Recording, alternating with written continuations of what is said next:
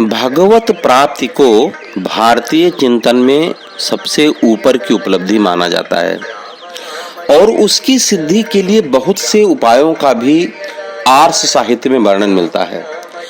पद्म पुराण में देवर्षि नारद 8 दैवी गुणों का वर्णन करते हुए कहते हैं कि दिव्य सतगुण स्वरूप इन्हीं 8 पुष्पों से पूजित होने पर श्री हरि संतुष्ट होते हैं। और भगवान की पूजा के वे 8 फूल क्या हैं? अब आप सोचते होंगे कि वे गुड़हल के फूल हो सकते हैं, गेंदा के फूल हो सकते हैं, गुलाब के फूल हो सकते हैं, इत्यादि इत्यादि। अरे नहीं भैया, ध्यान से सुनिए और समझिए। यदि भगवान को पाना है तो इस 8 फूल की प्राप्ति आपको करनी चाहिए। अब 8 फूल क्या हैं, एक एक करके सुनिए।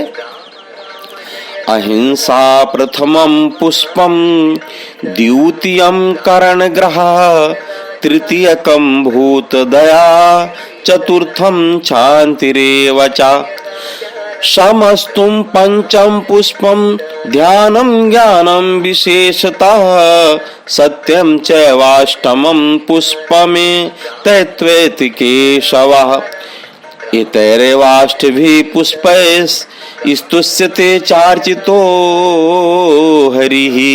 अर्थात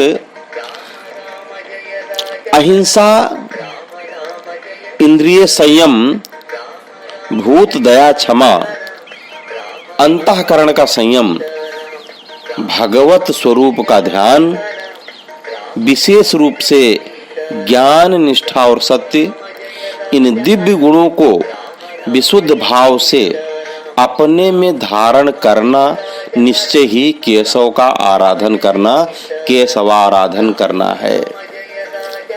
श्रीमद् भगवत गीता जी में श्री कृष्ण ने अभय आदि जिन 26 गुणों की चर्चा दैवी संपत्ति के नाम से की है,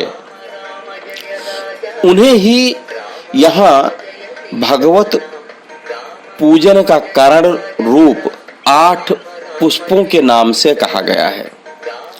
विश्व के कण कण में व्याप्त विश्वात्मा श्री हरि माधव केशव को इन पुष्पों की पूजा से संतुष्ट कर लेने वाले साधक को लोक सिद्धि के साथ साथ परमार्थ की भी देव दुर्लभ सिद्धि मिल जाती है। बात समझ रहे नहीं? ऐसे मनुष्य के जीवन में प्रत्येक क्रिया में विश्वात्मावाद की ही झलक मिलने लगती है। वह इस परम सत्य में पूर्ण रूप से प्रतिष्ठित हो जाता है कि सारी स्थावर और जंगम प्रकृति में, सृष्टि के कण कण में ईश्वर का ही निवास है और उसे समस्त संसार एक परिवार, एक कुटुंब के रूप में वसुधैव कुटुंबकम ऐसा दिखाई देगा। तब तेरे मेरे की भावना समाप्त हो जाएगी। किसी से भी झगड़ा, विरोध, द्वेष नहीं रहेगा। तो व्यक्ति किसी की भी जाति, रंग, संप्रदाय का क्यों ना हो, उसके मन में वास्तविकता, सत्यता का समावेश होगा ही और वह सभी प्राणियों को परमपिता परमात्मा की संतान समझने लगेगा। और जब वह इन गुणों से परिपूर्ण हो जाएगा तब स्वतः ही भगवत प्राप्ति उसको हो जाएगी। जय श्री कृष्ण।